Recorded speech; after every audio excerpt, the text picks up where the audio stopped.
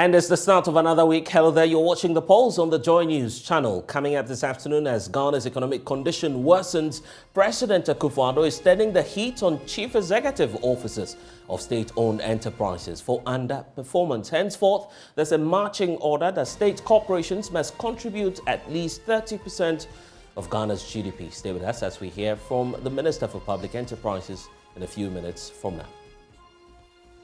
We'll also hear from the President, but don't forget that we're also looking at this, a future of uncertainty. That's the story of individual bondholders who are at the mercy of government for return on their own investments. But pensioner bondholders are not giving up this afternoon. The whole world is health challenges. That's not right. That's not fair. That's not righteous. That's not kind for a country to do. Will government indeed exempt the individual bondholder? Stay with us as we engage the aggrieved group, plus bring you some updates as we await the final announcement from the Finance Minister, which is happening in a few hours from now. Also, the fight against corruption continues this afternoon. We'll tell you more as Senior Customs Officer and Administrator, also at the Office of the Vice President, plead not guilty to the charge of failing to comply with a lawful demand from the Office of the Special Prosecutor. We'll tell you why. It's all coming up here on The Pulse. The Pulse, as always, is brought to you by Global Communities Dignity Blue, Affordable Safe Sanitation. Don't forget that we're on DSTV channel 421, GoTV channel 144. Details are coming up here. Please stay with us. We'll be back shortly. And now all eyes on the Finance Ministry to make an all-important announcement on how the domestic debt exchange program has fared.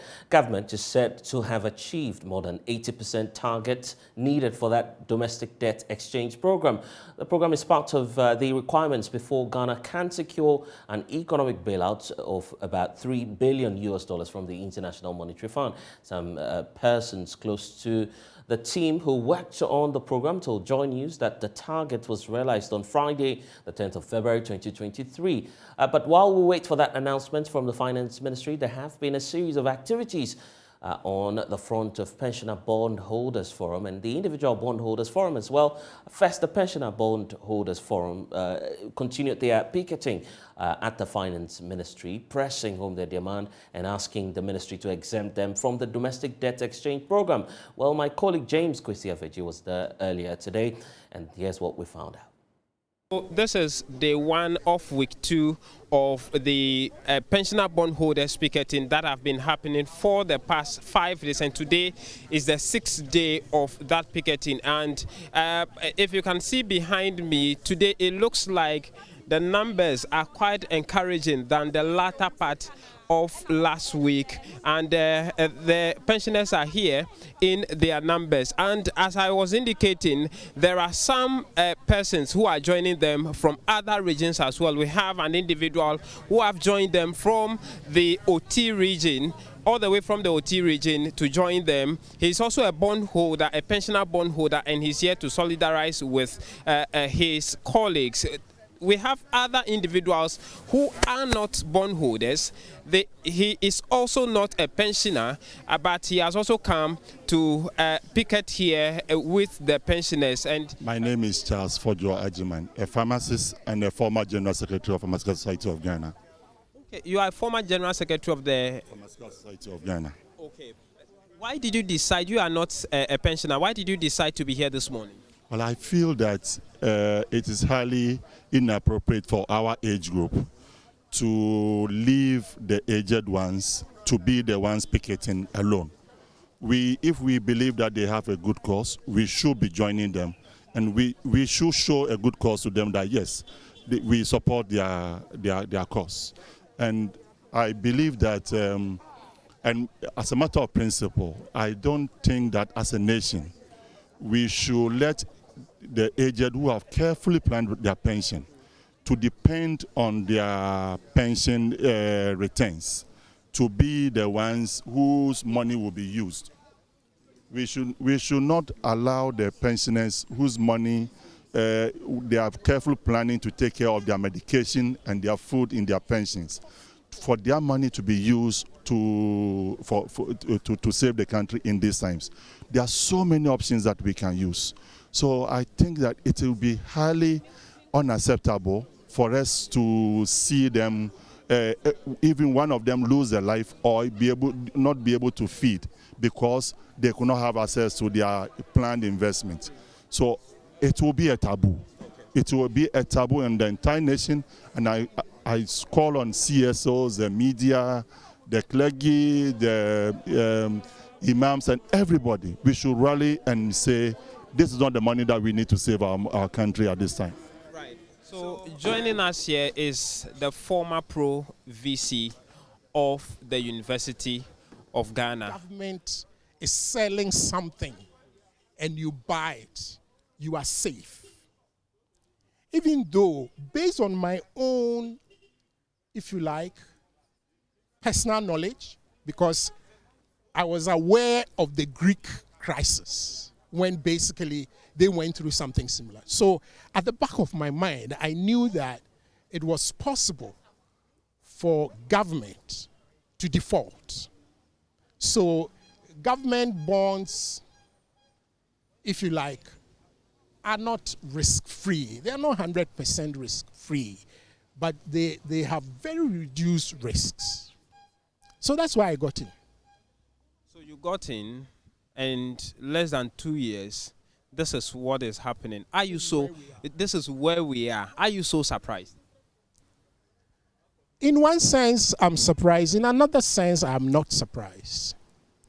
I'm surprised in the sense that as a nation, we've gone along a certain path so consistently, and it has brought us to this stage. That surprises me. But I'm not surprised because when these things were happening,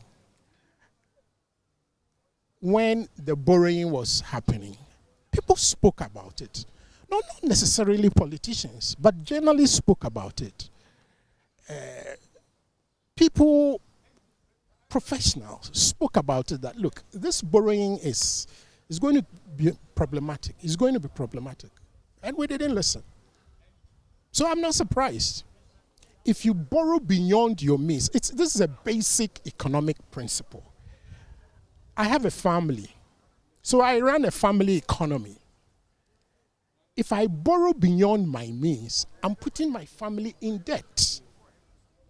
Okay? As a personal philosophy,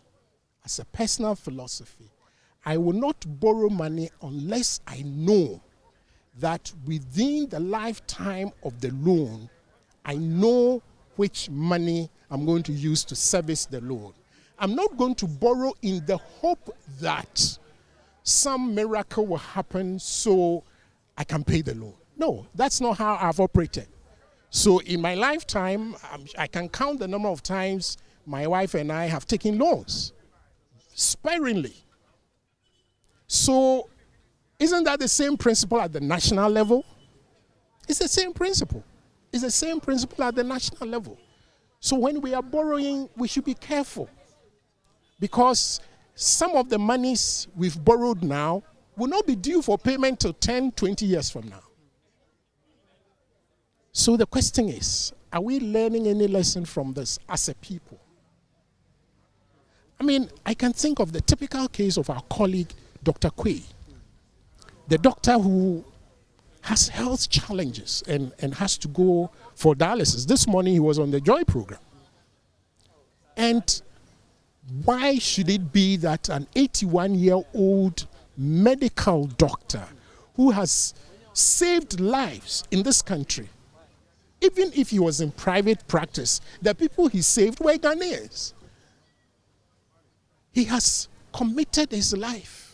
I'm sure that if he came out of medical school at the age of 27 or even 30, he said he retired about 2 years ago. Calculate how many years he spent working in this country. People come out, our young doctors come out of Kolebu, and most of them leave once they finish their house job and work for a year or two. They leave. And it's been said, and I'm sure the statistics is there for us to check, that there are more doctors in New York City in the US than in the whole of Ghana. And these are Ghanaian doctors trained with Ghana's money. This man chose to work in this country, sacrificed his life for this country. He invested because he didn't want to be a burden on anyone. And he has health challenges now. Why should we as a country get to the stage where an elderly man like him has to tell the whole world his health challenges? That's not right. That's not fair. That's not righteous. That's not kind for a country to do. It's abominable. It's an abomination. So you are asking me about my personal finances. So right now, the whole world will know that, oh, yeah, Professor Sam, he has some money in bonds. Why should it come to that? James, why should it come to the point where my private financial matters, now I have to talk about them in public? But I'm doing this for the sake of this country. I'm doing this so that my children and my children's children after them don't have to do this. The government, if you ask me, the government is abusing our trusts. And that shouldn't happen. Now, in 1982-83, I'm sure you've read it somewhere, when the 31st December revolution came and people lost their monies. I'm sure you've heard about that. You know, it took us like more than 30 years for people to have confidence in the financial system of this country. Now, anybody can tell me that I'm lying, but that's the fact. When that move happened and people lost their monies, so at that time, if you had a certain amount beyond, I think back then was 50,000, it wasn't much money. You lost it. I know somebody who said, as for me, because of that, I am never investing liquid money in this country. So this person has a way of either investing in real estate or landed properties, because this individual said that, look, I can't trust any government of this country. What is happening now, it's going to make people very suspicious about their government and the financial sector of this country. Now remember that a few years ago, about 5 years ago, 2018, 2019, you remember? During the banking restructuring, people lost monies. Even now, there are people who still haven't gotten their monies. Recently, there was a one-man demonstrator saying that they need to bring back the GN Bank. Yes, because people had money in the GN Bank. They lost it. And now people, through this, are losing their monies. You think I'll advise my children to invest in anything government? Of course not. I won't. Because I say, well, you can go ahead and do it, but remember that it's risky. And nobody can convince me that, as I said, I'm not a finance expert, I'm not an economist, but right now, nobody can convince me in this country that investing in anything government is not risky. Okay. What's your final message to the government? My simple request to the government is that leave the pensioner bondholders alone, because these people have paid their dues. You should not ask them to self-exempt. In any case, the time to self-exempt as part, well, of course, we self-exempted because those of us, and I'm sure there are so many people who didn't sign up, but government should exempt us.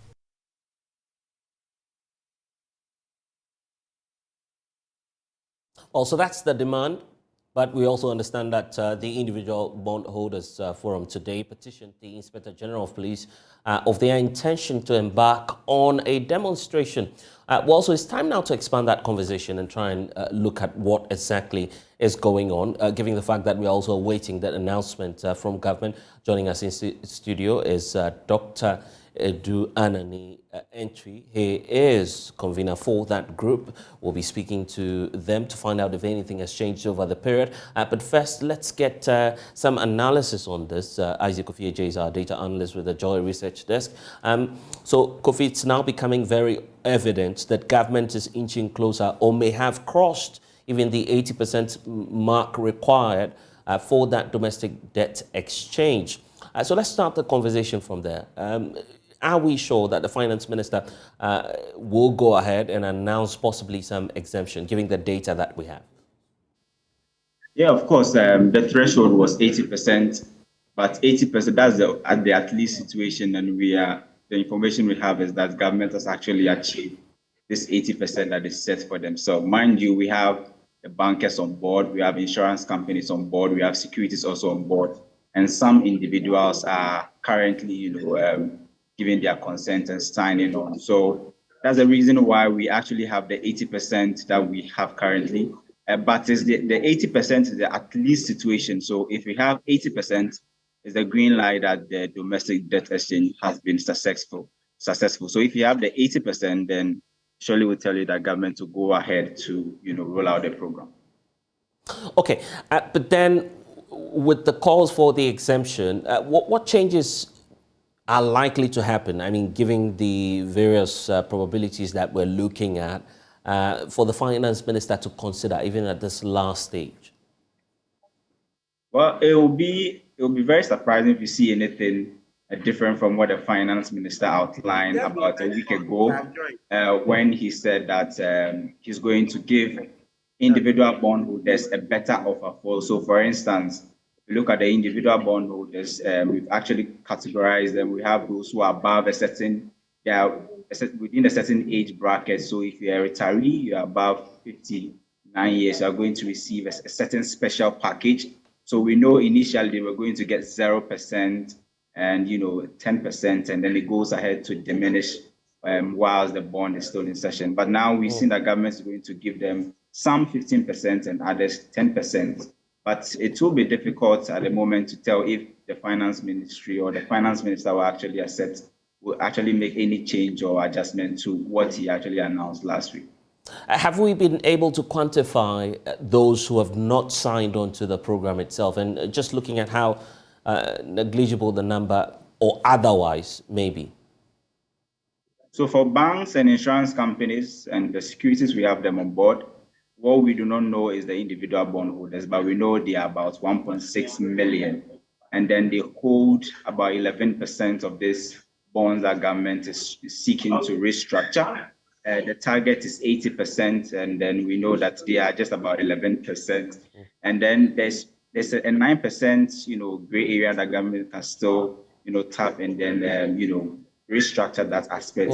But we know that individual bondholders are about 1.6 million people. The money that they have is also, very, very significant. The last time we were analyzing the data, we saw that if you look at the bonds that government is supposed to restructure, about 15% of them will mature in the first quarter, in the first 2023, as we're talking about. Majority of them will mature, about 15 billion of them.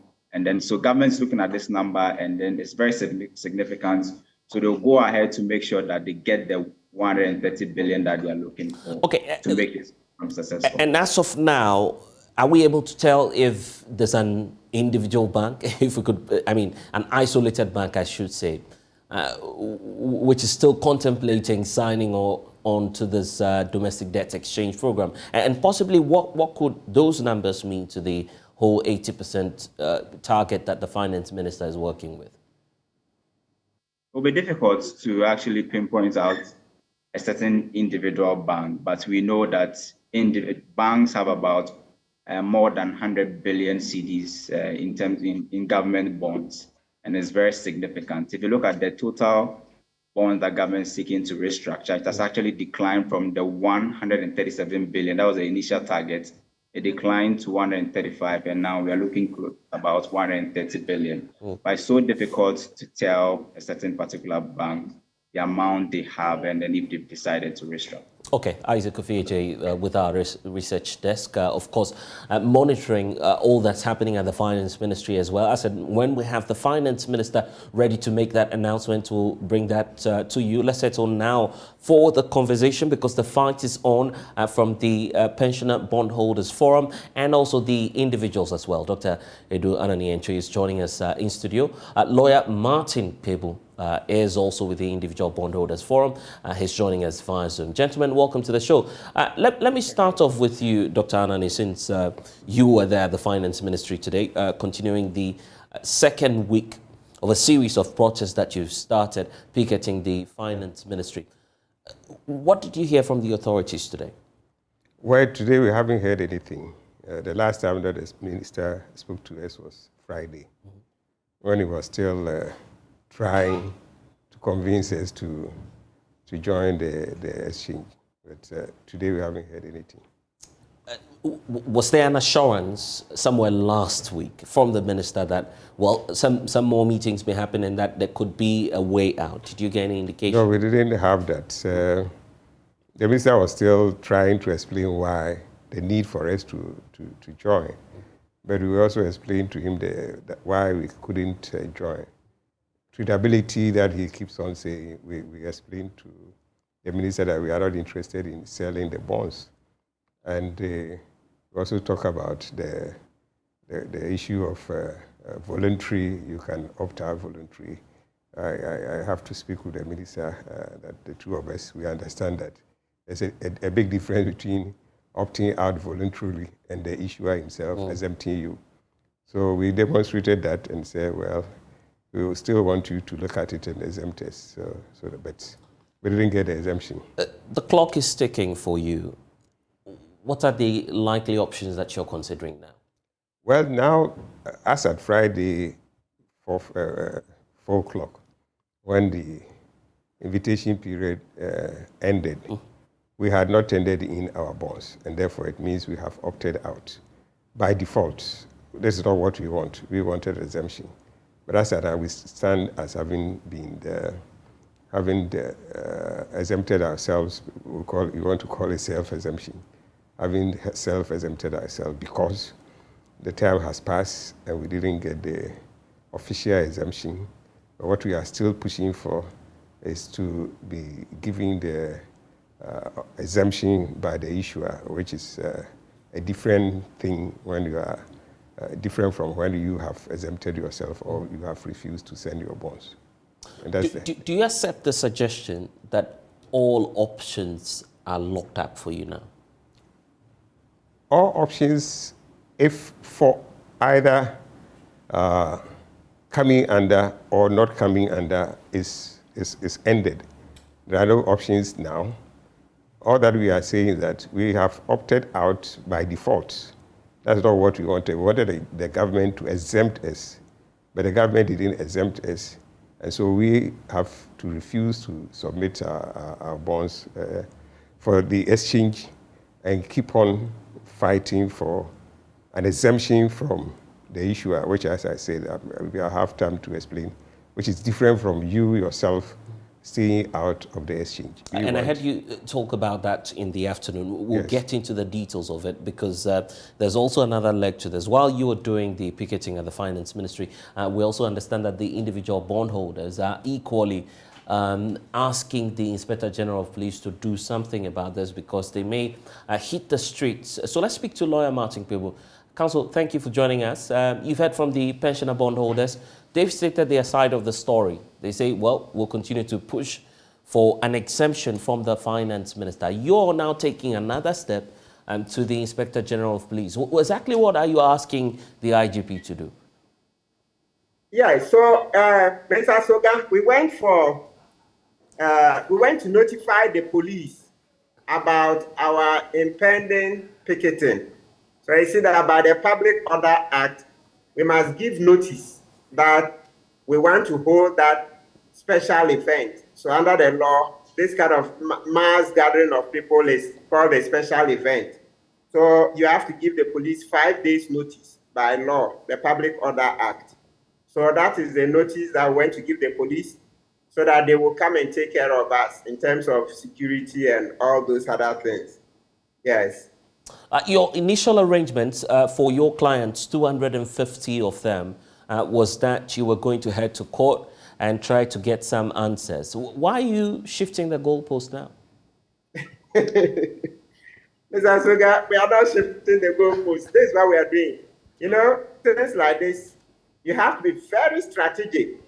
We have to get the best out of the public opinion. You know, now we have a very heavy weight of public opinion behind us. So we have to ride on it because the bond matter affects everyone in Ghana. So we can be in the, in this public space and put pressure on government. Sometimes that can yield faster and better results than going to court. So we want to wait a bit.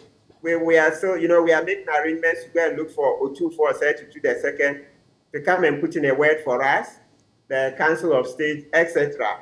So let's exhaust all this mediation. So this is the word. Before you do litigation, we do mediation. So the other way of putting the public opinion is that gathering the public opinion and all that is part of the mediation. Yes. You are a lawyer. Yes. The government hasn't said anywhere that they would not honor the pre-existing bonds. What does that suggest to you? Yeah, Mr. Sogah, but as we speak now, government hasn't paid some bonds that were due last Monday, 6th February. Government hasn't paid and hasn't uttered a word, hasn't given any assurance. So they say to be forewarned is to be forearmed. So it's better we start agitating because you can't trust Mr. Kenoforiata. No, he's lost any goodwill. All of the goodwill of the government is gone. There are trust issues because, from day one, the president announced there will be no haircut. Individual bondholders will not be affected. Then what happened? They made a U-turn and so on and so forth. So because these guys can't be trusted, it's better we start agitating. Because, Mr. Sogah, look, you remember the last time I was on the polls, I told you that, guess what, we're going to the meeting. Yes, that we're hopeful that government would either exempt us or give us a good deal. Yes, so that Friday, 27th April, we went into the meeting and it went well. Government said they will honor the existing bonds. But Monday, 6th February, some of the bonds matured, 4.2 billion. Not all of it belongs to individual bondholders. It's for all bondholders, banks, insurance company, etc. But government hasn't said a word to individual bondholders for 1 week now. You say. So yeah, but I recall you coming out of that meeting and stating categorically that the finance minister promised to exempt individual bondholders. He's not made any official statement since, well, at least he's giving us some suggestion on what may happen. But as to the fate of individual bondholders, he's not spoken. Don't you have some little faith left that indeed the finance minister will honor the promise, the very promise you said he made to you, the fact that he was going to exempt individual bondholders? Mr. Sogah, the finance minister has thrown the government's promise into doubt because, like I told you, on Monday, 6th February, 4.2 billion of the bonds matured. The finance minister hasn't said a word to us. All he needed to do was issue a one-liner or two-liner. Oh, maybe technical challenges will pay by Monday or Tuesday, 14th February or something, because some have speculated that it's because the domestic debt exchange program is ongoing. So he needs time to be able to sort out those who are on board, those who are not on board. But we can't hold brief for him. The finance minister has lots of people working for him. Even Clocksack has complained that there are too many party apparatchiki there. What I'm saying is that he has so many hands that can issue a statement on his behalf. Why has the finance minister not issued a statement to tell us when the 6th February bonds will be paid? Mr. Sogah, that is the question on the table. On 6th February, 4.2 billion were due. Why hasn't the finance minister said a word? Okay, we'll talk about your protest shortly, but that is where I want to bring in Dr. Anani, because you've been trying to draw the distinction between the exemption by default and the exemption from the issuer. Having, worked in the securities industry, you say that there's a difference. Yes, a very big difference. And I've tried to explain to people. Okay. Unfortunately, some people are just saying things that they don't understand. For people to say, well, you can opt out because it's voluntary. Yes. And once you opt out, you have been exempted. You don't understand. Exemption, if it comes from the issuer definitely will be telling you that I owe you so much. But for this amount that I owe you, I am capable of handling it. Right. In other words, I can honor. I can do as it is from day one up to now and until maturity. Right. So yours is not impaired. I will not restructure those debts. So go and sleep. Don't be thinking about it. I will not restructure it. Exemption. For the other bonds, I may not be able to pay, and therefore I'm inviting you to bring the old bonds and take new ones. I can pay under the new ones, but I can't pay under the old ones because my income flow and everything is impaired. So everybody should come on board. If you decide not to come, you are still holding the bonds that the government has said it might not be able to pay.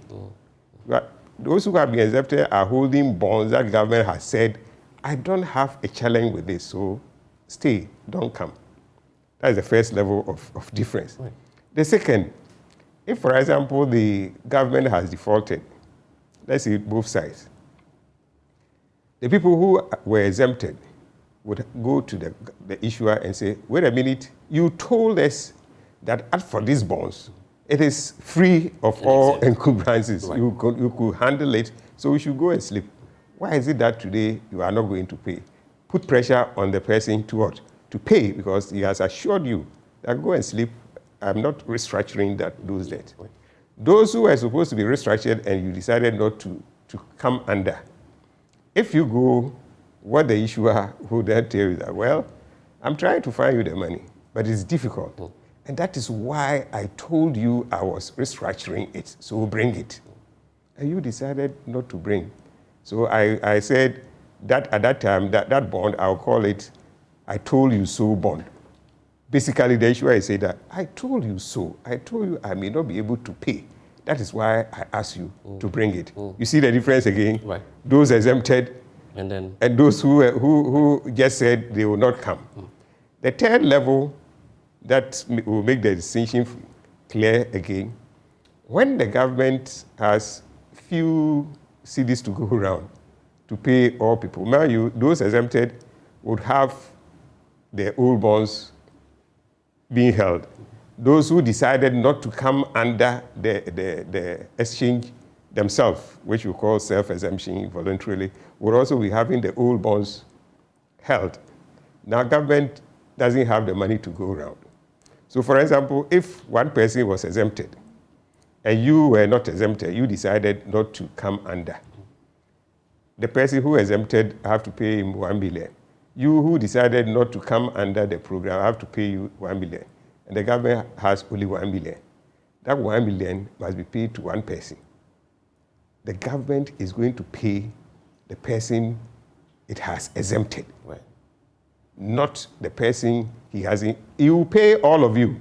But if at that time he has only 1 million to pay, everything, the priority will go to the person he has exempted. Right. And so that's why you've been people who don't understand. This is a securities, and not even everybody working in the securities industry would understand unless you are able to do the analysis, analyze things.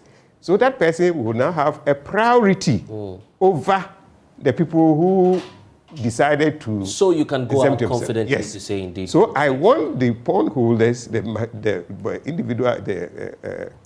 individual pensioners who are holding bonds to belong to the issuer exempted bonds and not self-exempted bonds.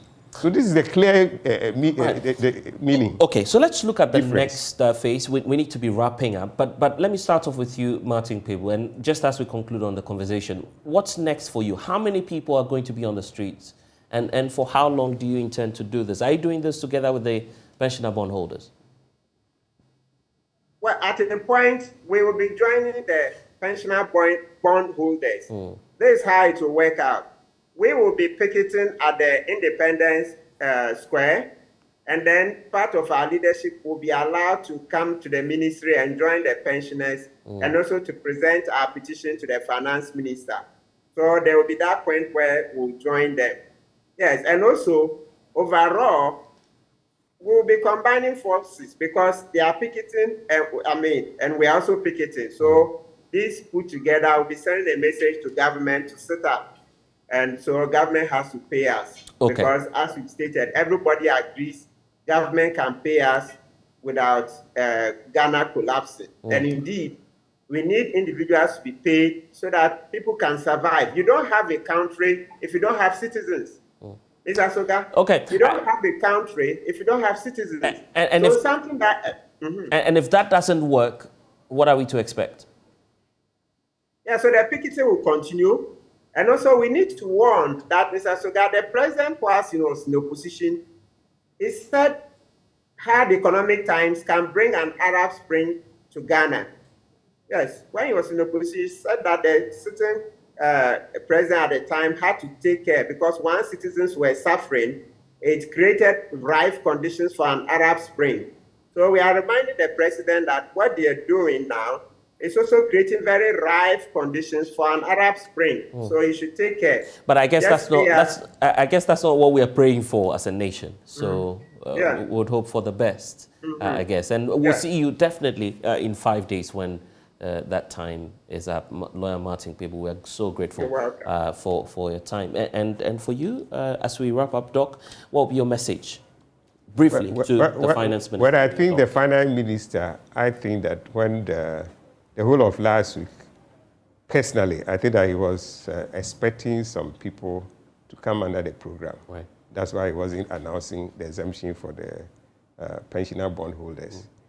But now the window is closed, so there's no motivation left at all to keep on holding to that position.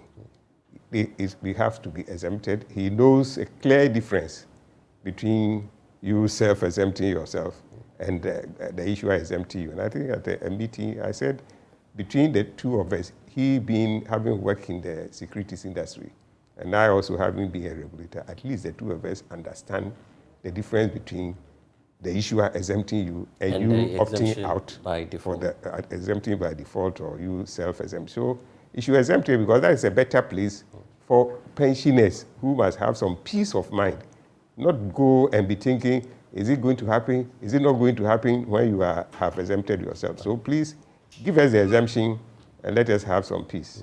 Dr. Anani, thank you for joining us here on The Pulse. And of course, expect that the pensioner bondholders will be at the Finance Ministry tomorrow. Yes. Again, yes, for an hour. So that's the indication we're getting. But for now, it's time to talk about the economy again, but this time around in a different light, because President Akufo-Addo is calling for increased efficiency in all state-owned enterprises in order to aid the rebound of the Ghanaian economy. Now, over the weekend, all top executives of state-owned corporations converged in the eastern region to reflect and explore ways by which the sector could rebuild. Now, in spite of the huge capital investments by the taxpayer, state-owned enterprises contribute less than 5% of the country's GDP. That aside, many of these agencies are grappling with serious financial infractions, amounting to about some 17.5 billion in the 2021 audit report by the Auditor General. It was clear over the weekend that this trajectory had to change. State-owned enterprises are known to be a drain on the public purse. For the State Interest and Governance Authority, this trajectory should not be left unattended, a reason for which all top executives of public enterprises converged in the Eastern region to reflect and rebuild an obviously broken system. The dialogue touched on various government sectors, including the controversial debt exchange program and government's investment schemes. How many public servants are there? I've heard figures of about 700,000 people. So 40% of our revenues pay 700,000 people of a population of 32 million. I have no problem with that, but we need to start asking, what is the contribution of this 700,000 people to our economy? It is said that our public sector contributes about 20% of GDP, which means that the private sector contributes about 80% of GDP. 700,000 of us take 40% of the revenues and contribute 20% of GDP. How do we build trust back? Minister for Public Enterprises, Joseph Kujo, as part of the solution, called for a change in the mindset of top executives running public corporations. And that is the private sector mindset. When you are capitalized and you are given a set of assets, you are expected to generate revenue, incur costs, pay your workers, pay taxes, and declare profit, and write part of the profit to government. So you are kind of hived off. But like the AGI doc said, he says they are operating with as if they are extension of government. So for even 30 of them I have visited directly, when you sit with them, they cry of capital injection. President Akufo-Addo, who superintended over the dialogue, did not mince words in communicating his displeasure over the continuous underperformance of the public sector. As government makes efforts to revive the collapsing economy, President Akufo-Addo has these marching orders for the CEOs of these state-owned enterprises. Your call to this service was based on the belief in your capabilities to help develop our nation. Your task is simple. Be efficient and profitable where applicable, and contribute significantly to the growth of the economy. As you are well aware, my expectation of you is to contribute some 30% to our GDP. I entreat you to reflect deeply on our nation's current situation, what your contribution has been, and what you can do to help turn things around. Further, specified entities must leverage the African Continental Free Trade Area, AfTA, Secretariat to develop intra-Africa trade opportunities, as it is our responsibility to increase our exports as well as ensure food security. Our nation is facing one of the toughest times in its history. The challenge before us is daunting, but surmountable. We can only prevail when we increase revenue mobilization and rationalize our expenditures. You have the responsibility to steer your individual entities towards economic development by encouraging innovation and growth and conducting sustainable businesses in accordance with good corporate governance practices. Our ability to survive will depend on how united we are against the challenges that confront us. We either sail together or sink together, and have no doubt that your expertise and commitment will ensure that we get to the shores of economic stability and growth without any casualties. Excuses for non-performance should no longer be tolerated. Steer the ship as an able captain or be kicked out. May God bless Sogah and us all, and may God bless our homeland Ghana and make her great and strong. I thank you for your attention. Well, so those are the marching orders from the president, but how are we actualizing this at the ministerial and corporation level? I want to bring in Minister for State Enterprises or Public Enterprises, Joseph Kujo, who's joining us via Zoom now. Thank you, Honorable, for your time here on the pulse. So the marching orders from the president, I'm just wondering what the next steps are. How are you going to actualize the directive from the president. And kindly unmute for me so I can hear the points you're making, sir. Yes. Thank you and good afternoon to your viewers. The President's marching orders are clear, and these have been really marching orders that are contained in his vision when he modified the model for oversighting the public enterprises. We may all recall that in the past, that's before 2017, we had a model for oversighting the public enterprises that fed into all these kind of non-performance that we have been witnessing over the years. And this dates back to, I keep saying 66 years ago, since independence. You remember there was SEC, that is State Enterprises Commission, oversighting the public enterprises and signing performance contract with them, but after signing, they just put it somewhere to gather dust. And then when the enterprises operate, report the losses, it's in their books. Nobody really chases them for even account preparation. And when the enterprise collapses, then it is delivered to DIC, Diversity and Implementation Committee, to dispose of them. And that was the model. So it means predominantly, we had a situation where operate when you collapse, you are disposed of. That model until 2017, when the president's vision was like, no, this non-performance cannot be tolerated again, and led to remodeling of government oversight over the public enterprises. That led to Sogah, State Interest and Governance Authority, established and the law promulgated in 2019 to make sure that the enterprise space is properly governed and managed.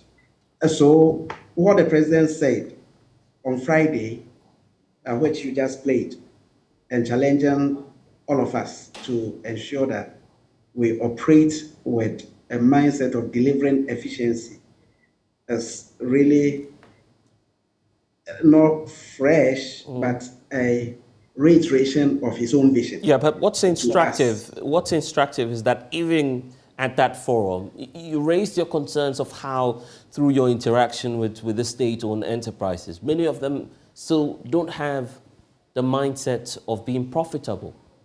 That cannot be tolerated in this time of austerity, you agree? Very good.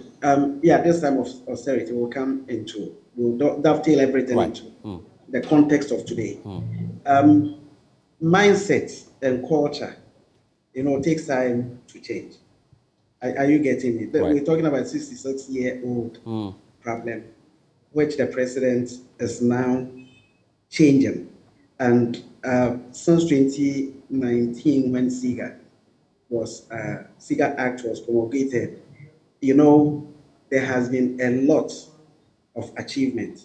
Some of the achievements I would want to highlight relate to even account preparation. When I became Minister for Public Enterprises, there were enterprises that for 10 years prior, 9 years prior, 8 years prior, had never prepared account. Can you believe this? So, on what basis were they even managing? Because if you prepare account, then you can look into direction of your own financial and operating performance and make decisions going forward. That I made loss and next financial year should be better. They were not even preparing an account. So, from that level of compliance with Public Financial Management Act, which requires them to, after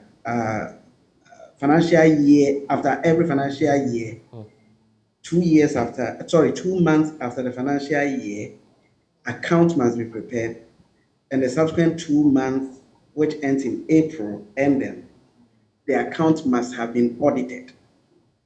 Then you know that you are complying with both the Public Financial Management Act and the Sogah Act. So compliance has been the effort.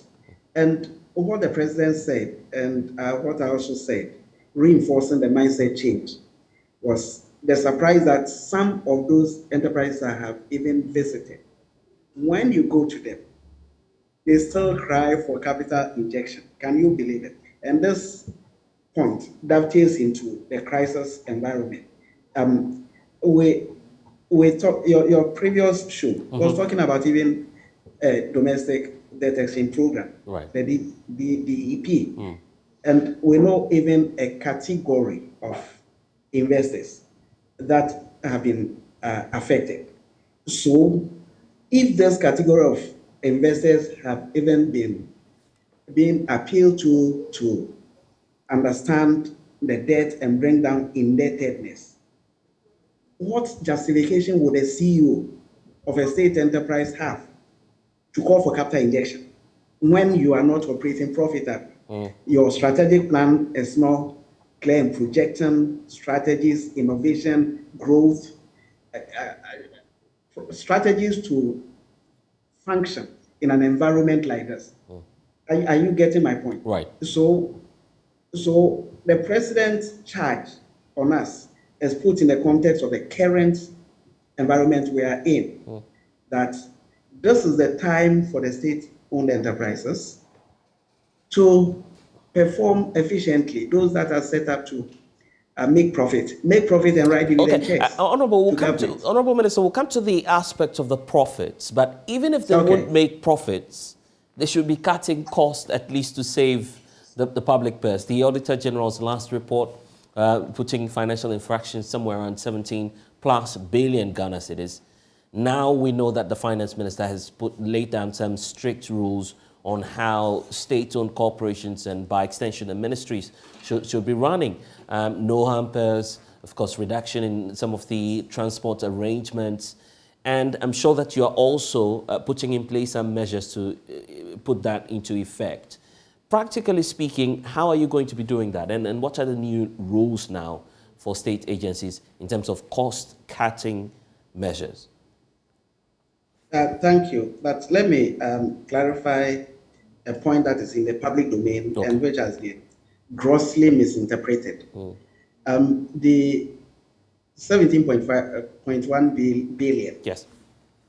That is expressed in the Auditor General's report as a case of other factors that are combined. Irregularities, I underline irregularities. And very insignificant, I think 250 million relate to corruption. And the figures are not here for me too. Right. But I remember in excess of 11 billion relate to irregularities. And when we say irregularities, it has nothing to do with corruption. It is like if there is a compliance, a procurement process compliance, for example, and you have not followed what the laws and the regulations say, and you procure, you can even get something that is sold for 1,000 Ghana cedis. You can buy at 500 Ghana cedis, cheaper for government.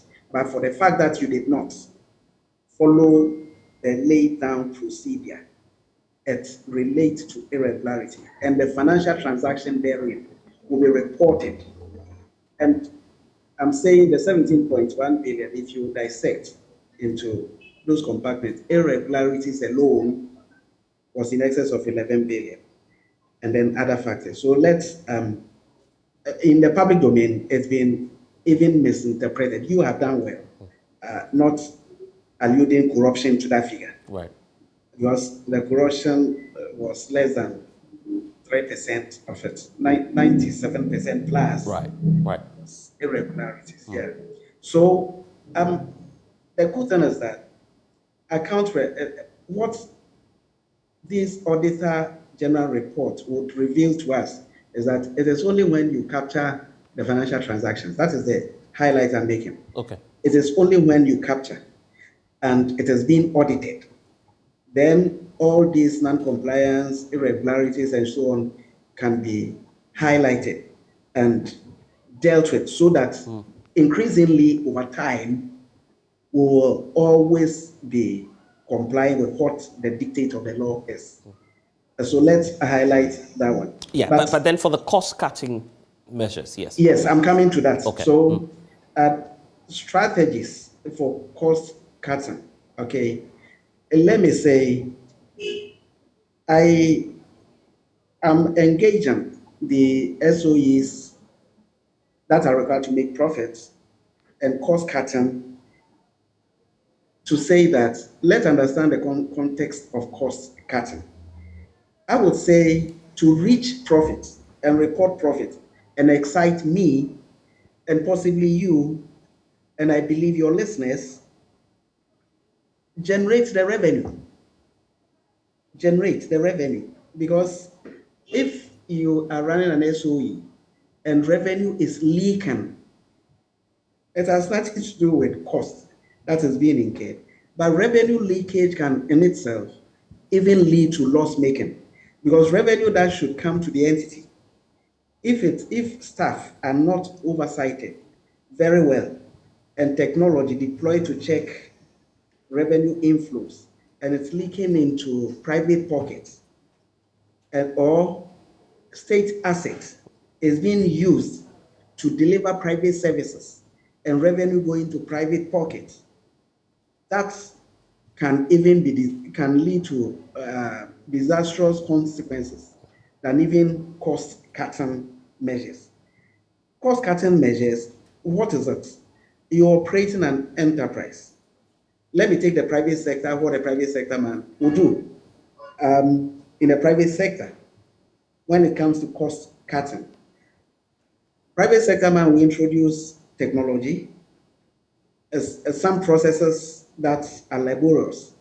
We introduce technology, simplify it, and the cost of technology is certainly going to be lower than the cost of using manual labor and paying people salaries, allowances, pensions, and so on before you deliver that same service.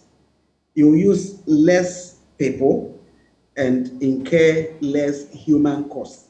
That's private sector thinking. The next private sector thinking will be lay off workers. Okay? If a human staff cost is so high and you're thinking of revenue measures, you're thinking of cost measures, one other option to pursue in the private sector is to lay staff off. That's also a cost-cutting measure. Other measures, what ways can I reduce my tax obligations? Yeah, but that's it for the private sector, yes. And yes, but so for the public, I'm saying yes. this kind of thinking, when it comes to the public sector, there is limitation.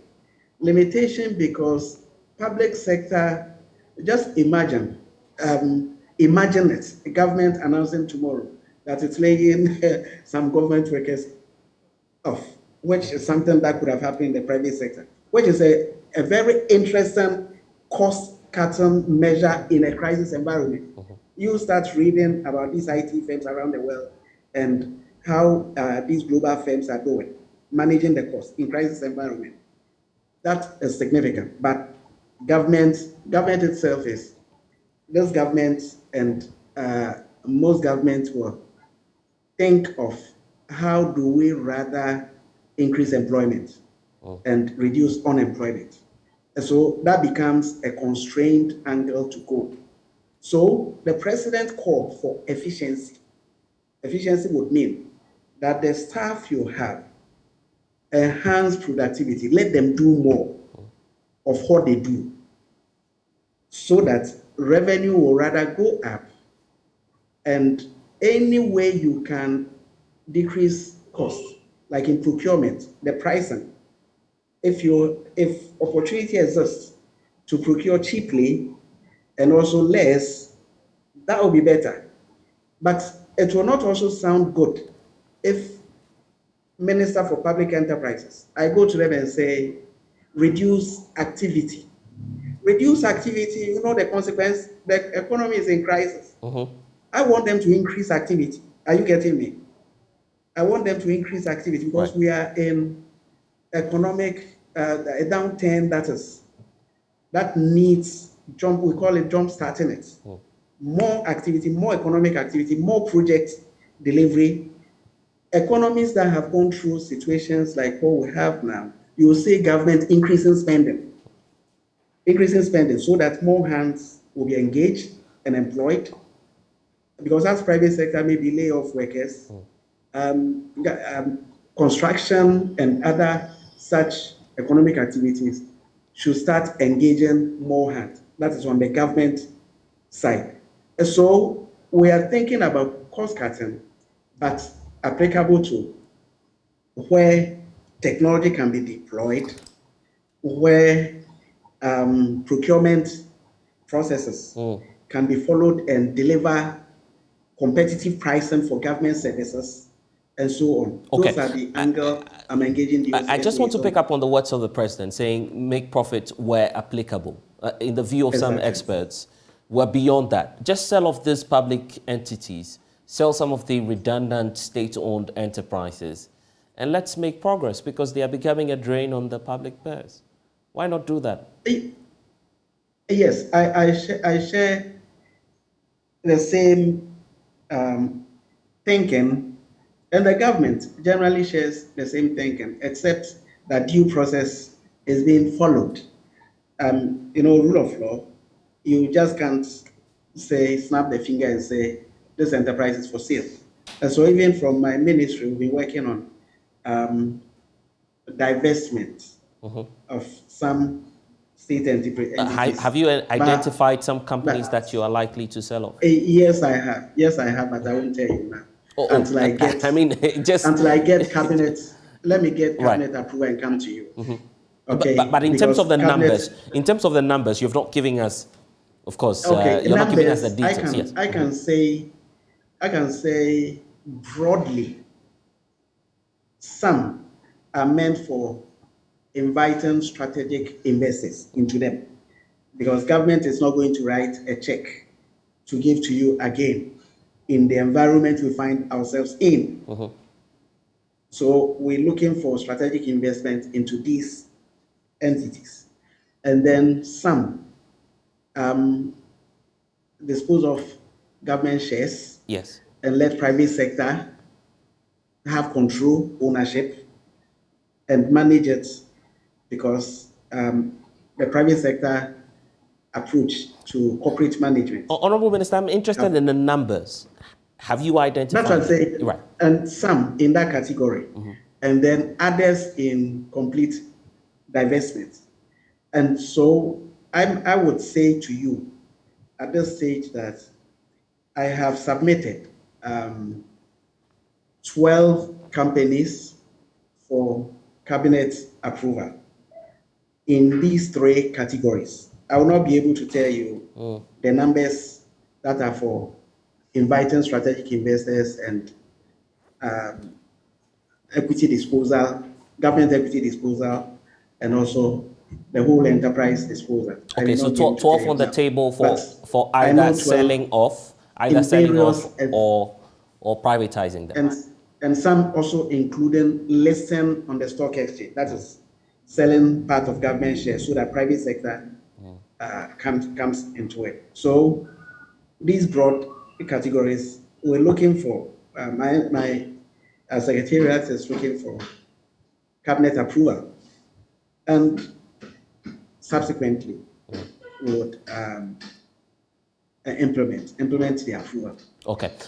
Honorable Minister, we need to be wrapping up, but what would be your message to, of course, the top executives of the state-owned enterprises and also the civil service, or I mean some of these public sector employees who work within? The belief is that they are also part of the problem. As we wrap up on this conversation, what would be your message to them? Okay, thank you. These two categories of persons that are working in the state enterprises, my message simply is that we contribute our taxes. My mother selling in the market, selling my cassava in the market, is taking some market tool. And all of us, you, my host, you look at your salary slip, you see tax, income tax on it. There are people paying taxes, duties, fines, levies, everywhere, and we contribute into the public purse. And government invests in these state assets. So it is like if we say government, we don't see the face, but it is you and I that are investing in these state assets. And for me, my message to them is that they should invest our assets well for us. The president and his vision is to tighten oversight so that they invest it well for us. They should all understand this vision once and for all and change that narrative which has bedeviled performance of the public enterprises since independence. Today, if you find yourself as a CEO, please buy into the president's vision and let's change the narrative. To the staff, the employees, all of us, you could have also been a staff there, but you have chosen to give your tax to him or her working in there. They should be sensitive to our investment in the state assets and make sure that they manage it well. If you are set up to operate efficiently, deliver the efficiency for us. Profitably, deliver the profit for us so that our investment will make sense to all of us. That is my message to all of them. And that is a mindset change I require of everybody working in that space. And the little birds are telling us that you'd be in their offices very soon. So they would have to prepare for that as well as you come around. But Honorable Joseph Kudjo, thank you so much for joining us here on The Pulse. We're grateful for your time. You're still with us here on The Pulse. Don't forget that when we return, we'll talk about the Office of the Special Prosecutor, a senior custom officer and an administrator at the Office of the Vice President have pleaded not guilty. But as to why, we'll tell you afterwards. Please stay.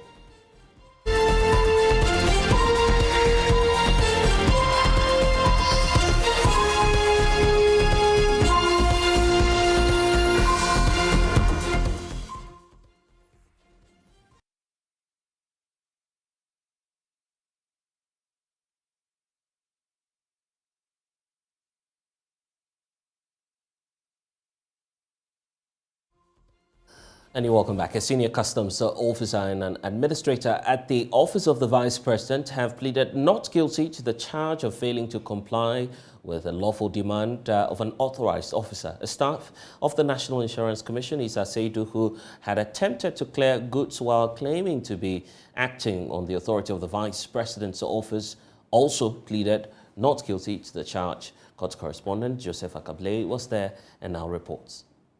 The four accused persons are Issa Seidu, who works with the National Insurance Commission, James Kirk Osei, an administrator at the Office of the Vice President, and John Aban and Peter Archibald Hyde, who are custom officers. They have been slapped with a charge of failing to comply with a lawful demand of an authorized officer. The special prosecutor received a complaint by a businessman who had imported rice into the country. The concern is that another person, that is the first accused person, Issa Seidu, had tried to also clear the same goods. The special prosecutor, while investigating the matter, gave these individuals a form to fill indicating their income and properties they own. They failed to do so, resulting in charges being filed against them.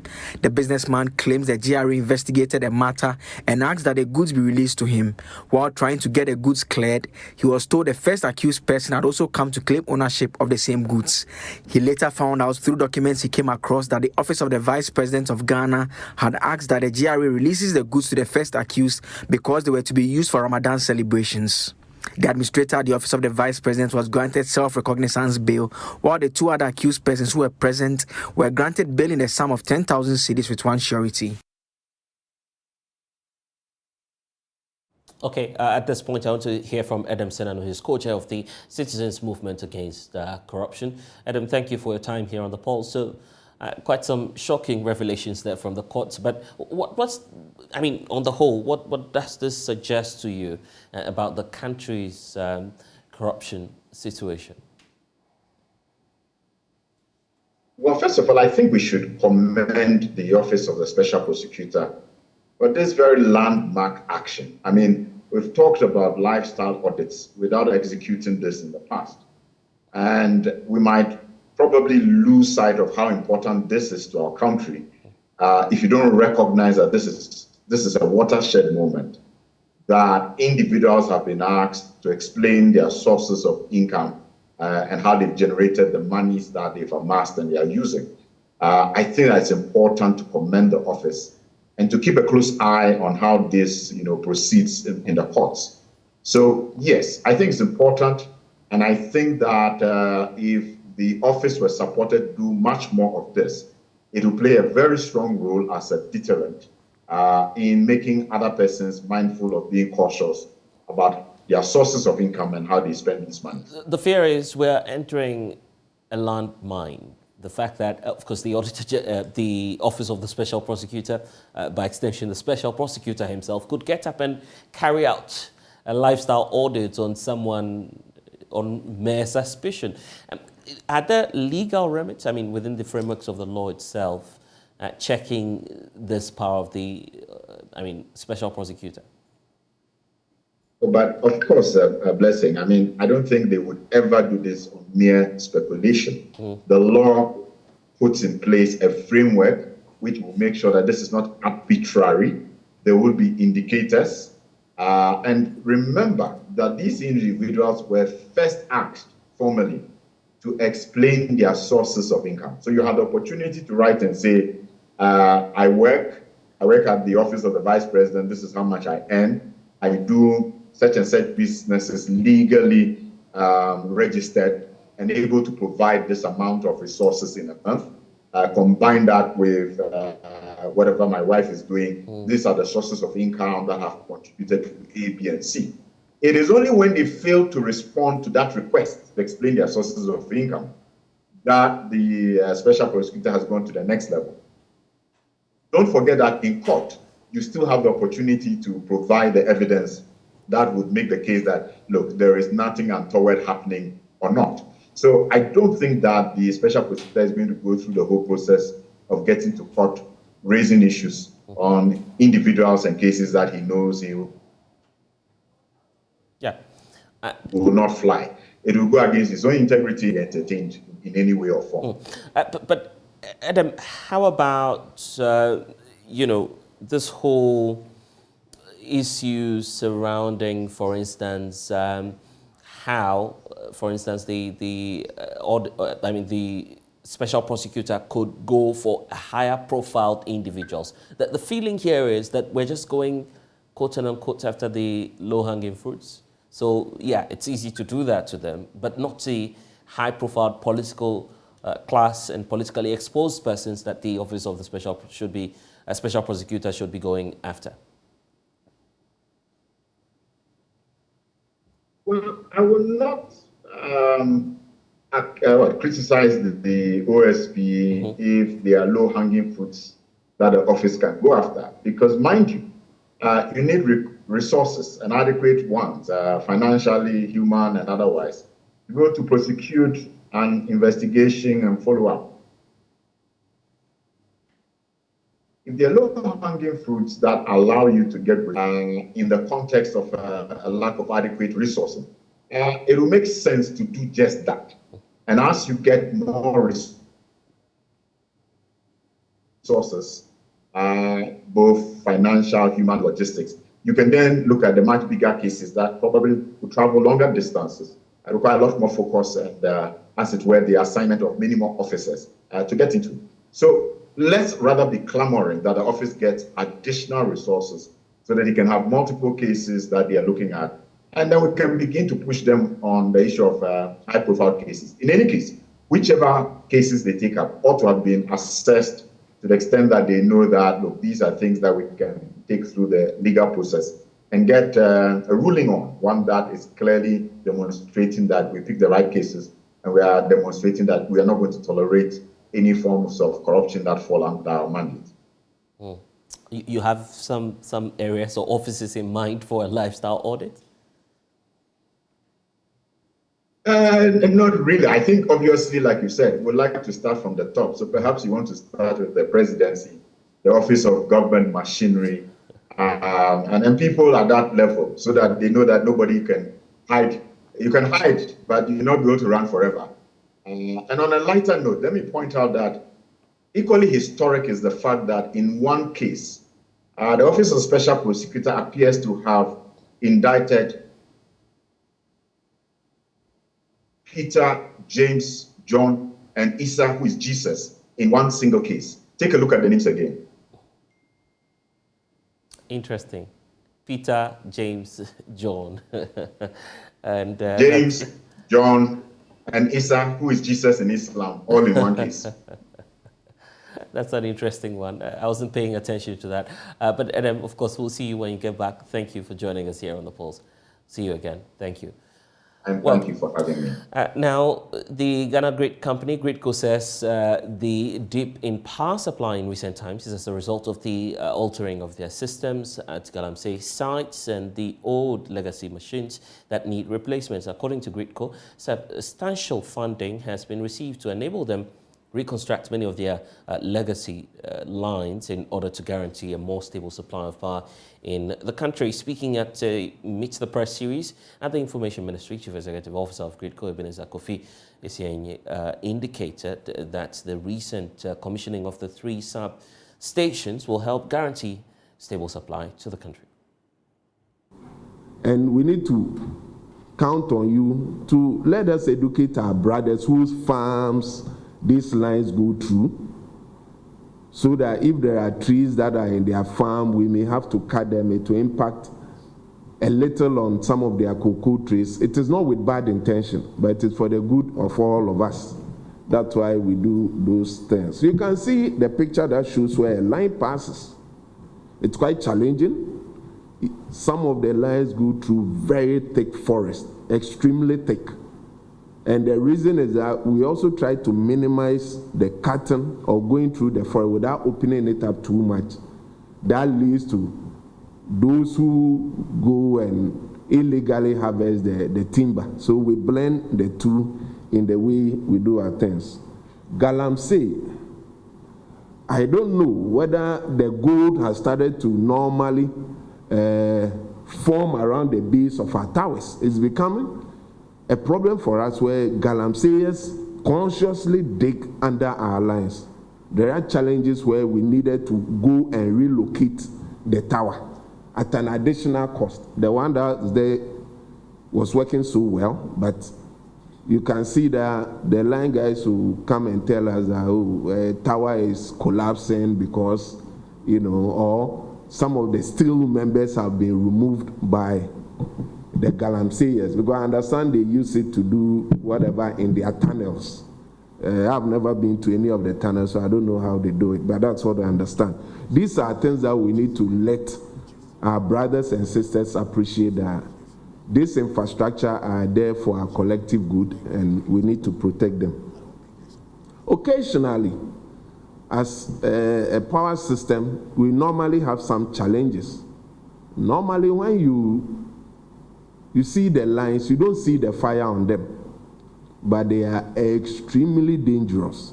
Extremely. They are quiet, but they are extremely dangerous. And therefore, when we make the case that, look, we need to stay off the right of way because of challenges. Quite recently, a typical one tipper truck, when people see the corridor that are available, they assume it has no purpose. A tipper truck went, collected sand from somewhere. I think it's a waste kind of sand.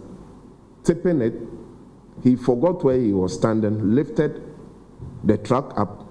He did not touch the line, but all the tires got busted. There was fire on the line. It dropped somewhere that is close to our substation. Lucky for us, we saw it early, and fire service was called in to assist us. If he had gone further, I don't think the driver would have survived. For the tires to go burst like that, it is dangerous. Let's educate ourselves and stay away from it. Occasionally, we have challenges, a transformer fault. We are making a conscious effort to put in a system so that even if we have a challenge with one transformer, customers should not experience it. At times, I listen to radio and social media, and people make the case that Otenabruchi, 20 years, there's not been any light off. In the developed countries, for your house. You have about 3 or 4 access to your house. It's called reliability. First reliability, second, third. So the systems go off, but you, the consumer, you don't see. We are a developing country, limited resources, few people paying tax. We need to mobilize additional resources to move ourselves into that regime. The next one I'll talk about has to do with all legacy lines that we are making a conscious effort to reconstruct. Really, they will overlive their usefulness. We talk about the Western Corridor that has to do with from Prestia all the way towards Kumasi. So Takrade, Takwa, Prestia, Dunkwa, Ayamfuri, all those places towards Kumasi. That's we call it the Western Corridor. We are going through the emotions in line with the PFM for us to reconstruct that line. And as the world marks World Radio Day today, Information Minister Kojo Nkrumah is urging media houses that operate in conflict-prone areas in the country to exercise extreme circumspection in their reportage. The minister says using the power of radio to escalate tension in such areas rather than fostering peace and development defeats the purpose for which radio was established. Radio has also been a major tool for accountability, for public education, and for countering misinformation. In times when we've had major challenges, radio has been a very quick tool for reaching out to our population and for countering misinformation. So on this World Radio Day here in Ghana, the Ministry of Information, we also celebrate the industry and its work over the years. But in particular, with the theme of radio and peace, we'd like to draw the attention of media houses that operate particularly in areas where sometimes conflicts may rise up. In Boko and other places, I'm sure you are familiar with the stories of how media houses or radio sometimes have contributed to the conflict instead of helping to bring about radio and peace. I mean, to bring about peace in those times.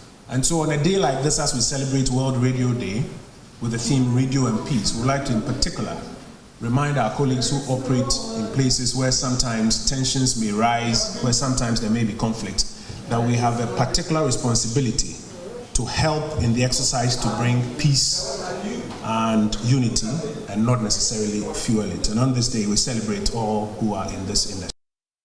And we say congratulations to all in the media space as well.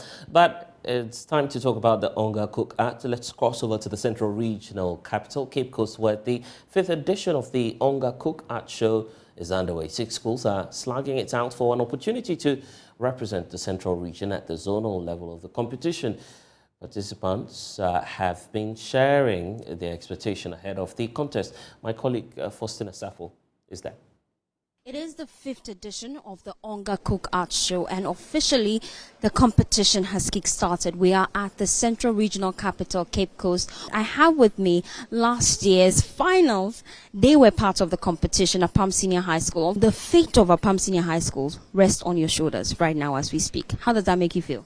We are here to defend our title. Our special dish is reg with fruit coke and then karai drink. What's your expectation this year? Our expectation is that we are going to maintain our position as the regional champions and then we'll move to the national. I have with me a new entry school. Yes, Potting Senior High School. What are you going to be doing differently? We are going to prepare continental dish, local dish prepared in continental way. That's continental potom. Yeah. Interesting. So, Monica, what should we expect from you? They should expect the best. We are here to win. Just to win and win and win. Nothing more, to go home.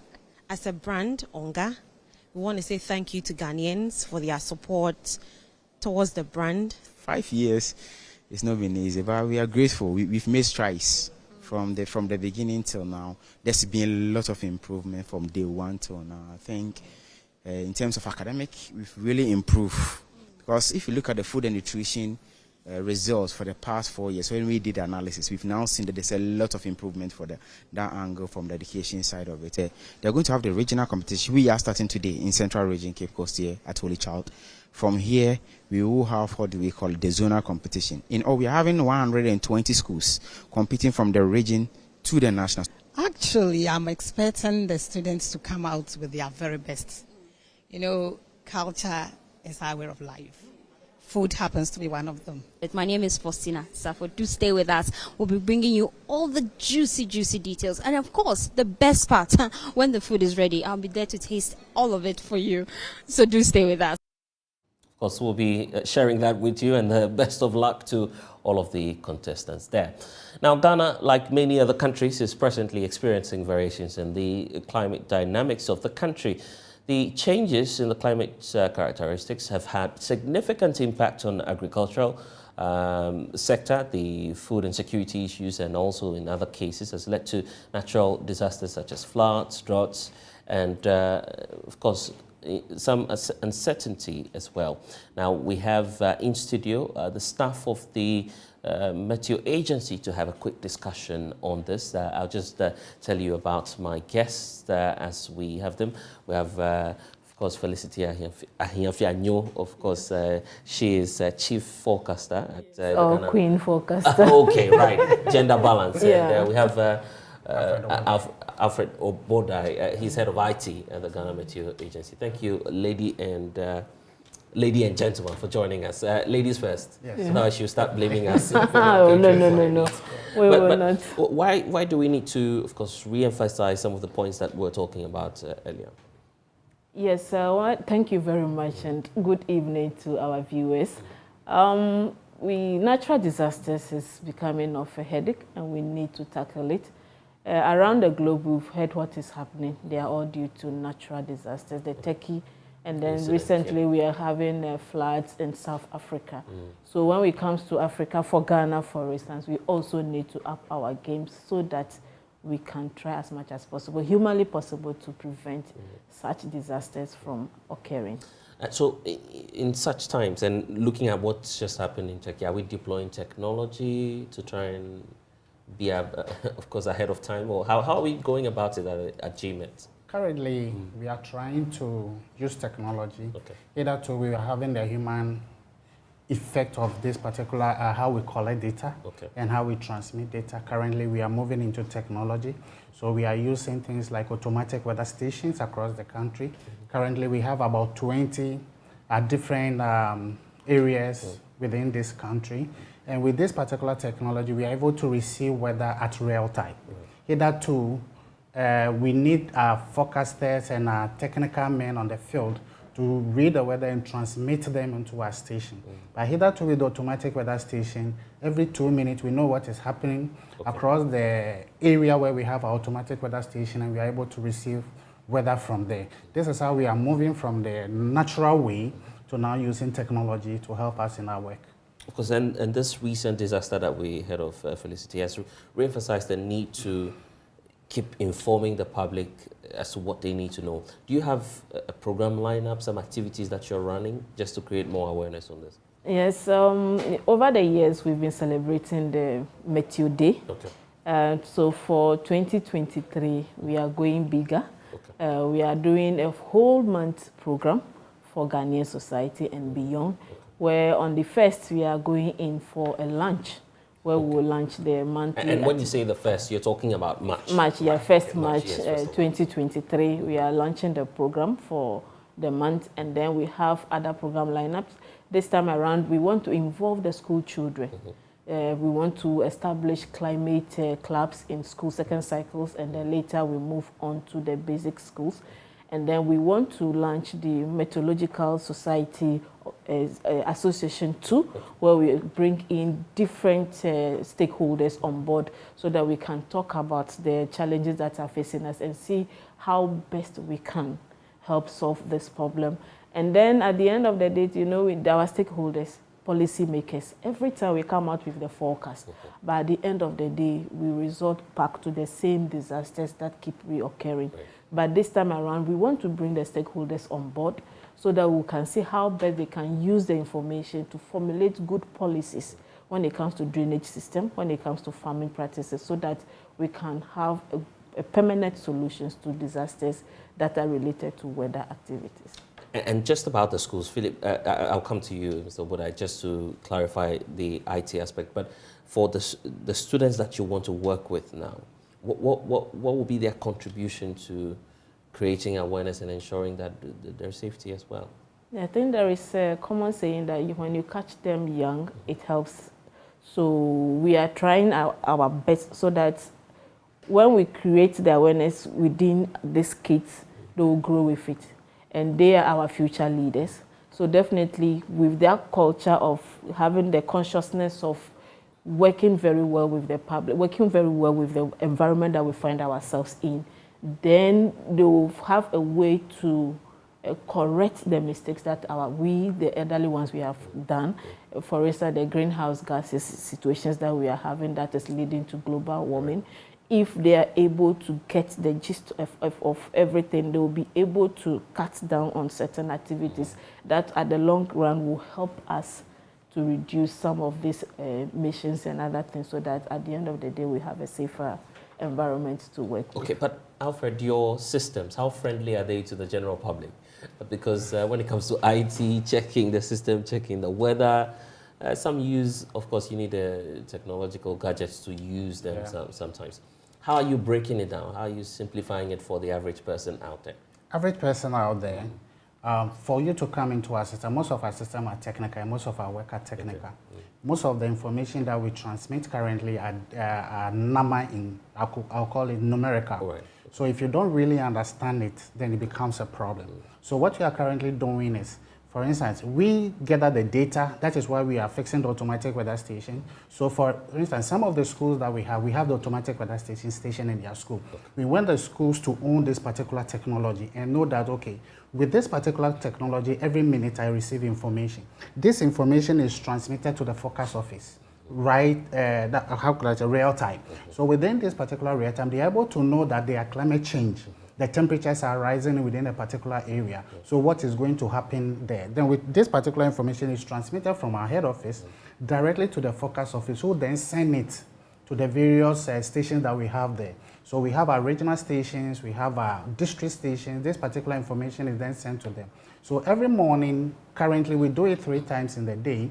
Early in the morning by 5 o'clock, the weather is issued because they have the information to our regional officers, then to our district officers, who are supposed to explain it at the district level to the general public. Right. Then we also have a technology where we send this information to the fishermen so that they know, okay, today it's red, which means that the waves are going to be very strong. So I'm not supposed to go. It is yellow, I can manage it, or it is green, then it's free day for me. So this particular way we are able to send it to them. Then also the farmers, we also have short code with them. We send them this particular information concerning what they are going to do on the farm. So you break down the information. We break down the information to them so they know yes, within 23rd we'll have a seasonal forecast. We are going to tell the general public how the season is going to behave like.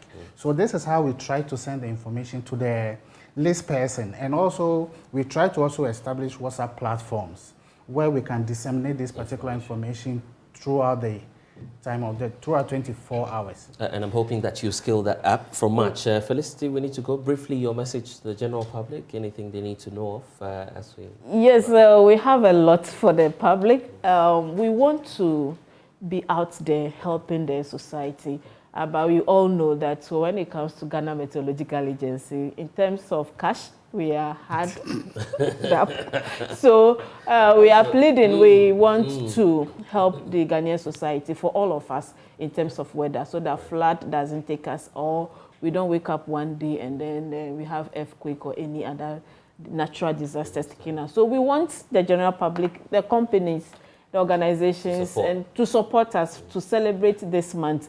We've been working since 1886, that Ghana Meteorological Agency came into Ghana until now. So please, we are pleading, please come on board and support us celebrate this month. Let's make it big. Thank you. And that a short one. It's coming from the Queen herself. Yes, if I could add a short the one. Queen was, Floods are coming. We currently had a flood app to alert us, especially for those of us within the Greater Accra area. That would be amazing. So we want our cherished viewers to download this particular flood app so that it will alert What's them. the name for the name is the Accra Flood Ghana Meteorological. When they use the flood app. Okay. The name is missing, but I'll give it to you. Yes, I guess once you search for it, yes. My flood risk app. Okay. My flood risk app Accra. And I'm sure that we need to have this conversation again. The fact that you also need support. Yes, we need support, please. We need support. We'll definitely have this conversation again. But I'm grateful to Alfredo Boda, head of IT at the Ghana Meteo Agency, and also Felicity Chief Forecaster. She says Queen Forecaster at GMET. Thank you, ladies and gentlemen, for joining us. Of course, we'll have this conversation again. Unfortunately, we've run out of time. I'm blessed, so log on to myjoyonline.com. You'll get updates there.